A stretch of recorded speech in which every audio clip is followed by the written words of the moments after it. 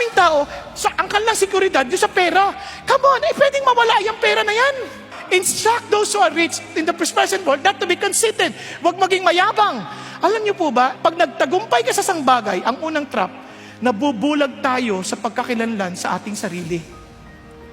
Yumayabang tayo. Ito pinakamalungkot. Yung foolish, akala nila magaling sila, hindi pala. Kapag tayo'y umangat sa buhay, ang ating tukso, iniisip natin, superior na tayo. Kaya hindi na tayo makikinig sa ibang tao. Kunwari, kung kayo nandito, bakit ang butchi ng pastor na yan para magsalta sa akin yan? Wala naman siyang pera. Nakuha ninyo? Wala akong hawak. Pero akong pinakamayamang tao sa lupa na to. Ba't mo sabi? Dahil ang Diyos, pag-aari niya ako eh. He owns the heavens and the earth. Paano ako maghihirap?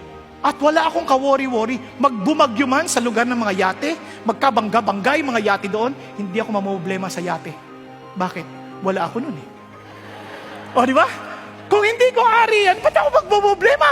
Kaya masyadong masaya ang buhay ko. Di ba? Yung hindi ka mag-worry, sobrang paknabang. Ang yaman-yaman natin.